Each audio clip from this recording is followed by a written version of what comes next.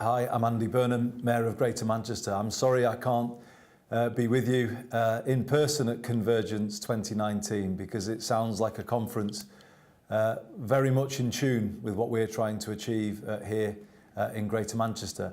But I've been asked to say a few things about what we're doing which might add something to today's proceedings. First, an introduction. For 16 years I was a Member of Parliament in the British Parliament. I served as a Minister under Tony Blair and then was Health Secretary under Gordon Brown, so very much experienced politics at a national level in a policy department.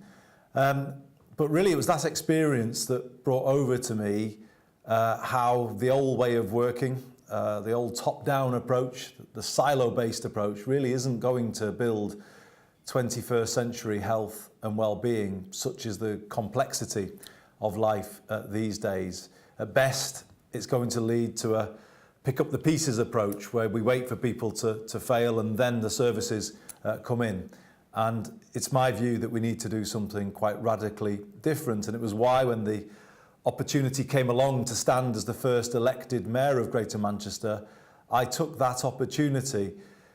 I was a Greater Manchester MP, so of course I know the place well, but the reason why it was so attractive is because Greater Manchester has a more advanced devolution deal with the UK government than any other English region, and specifically we have devolved responsibility for the National Health Service, and it's the inclusion of health policy alongside planning and housing policy, cultural leisure policy, policing, the wider range of public functions that means real change is possible.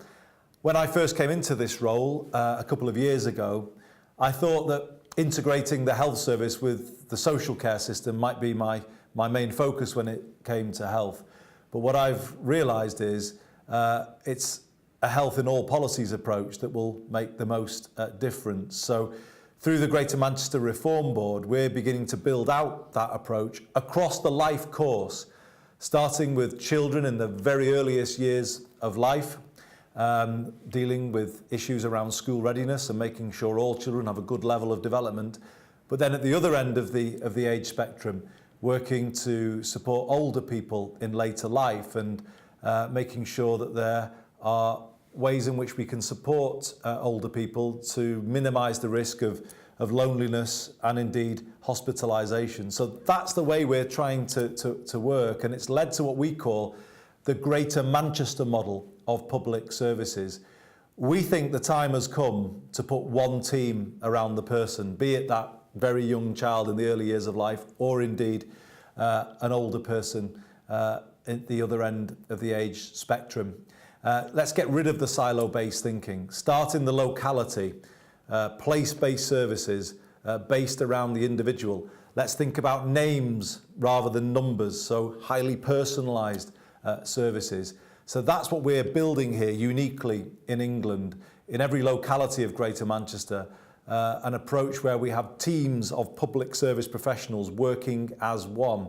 And the reason I think we're making some progress is because those professionals who perhaps have traditionally worked in those silos of the different public services realise they can do so much more for people when they are sitting in the same room opposite their colleagues and beginning to share information in real time and recognising actually there is more to be done for people when they work in that way. It's much more professionally rewarding. So we're on the verge of publishing what we call the Greater Manchester model in a white paper, and it will set a new template for British public services. I wouldn't want to claim at this stage that we've proven what we can do can work and is better than what's going on in the rest of England, but I think we've got a very real chance of showing that this is more likely to be able to rise to 21st century challenges than the old silo-based way of thinking. And perhaps the issue that most illustrates our approach is the whole question of homelessness and doing more to support people sleeping rough. You know, it's not just the right thing to do from a moral point of view if we're trying to put a roof over people's head as soon as they need one.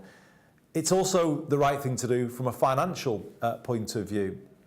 If we leave people out on the streets without support, the reality is that they might end up in our accident and emergency departments, in a hospital bed for a long period of time, possibly in police custody or in the care of mental health services.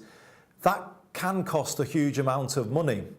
And what we are trying to prove is that it makes more sense to catch people as soon as they fall, to make sure that people don't spend long periods out on the streets. We're running a campaign here called A Bed Every Night.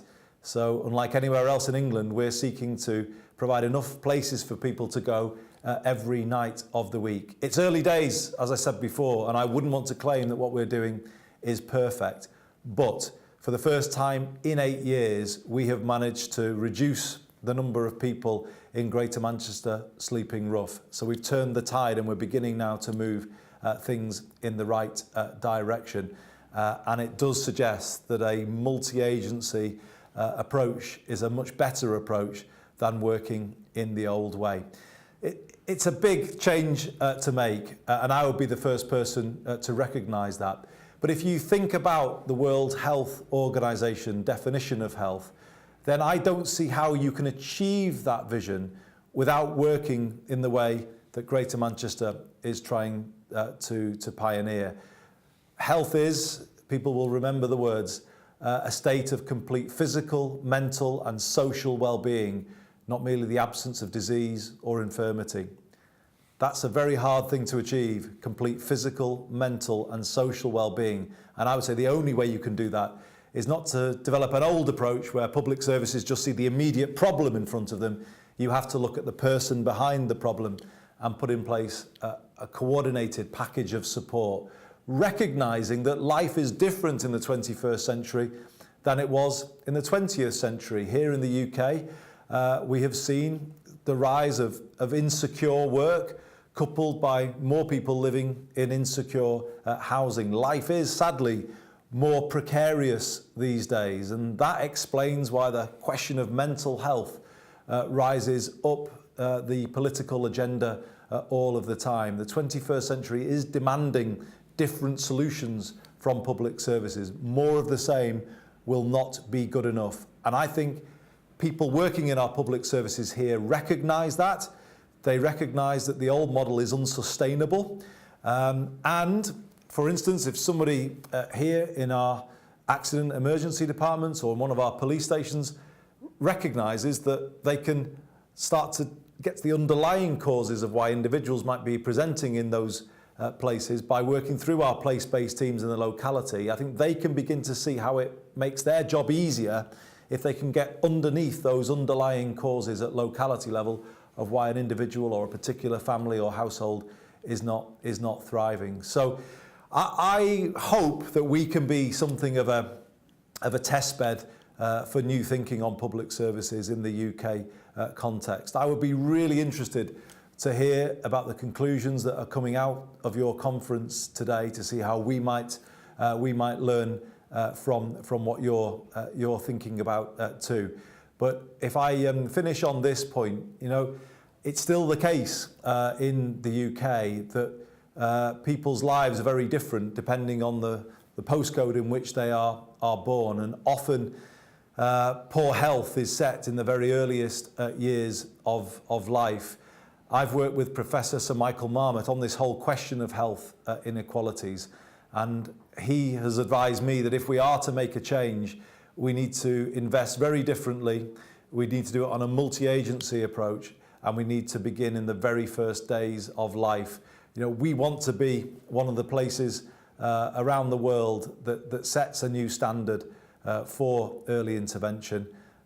We have got lots to learn, but a lot of potential in terms of what we are doing.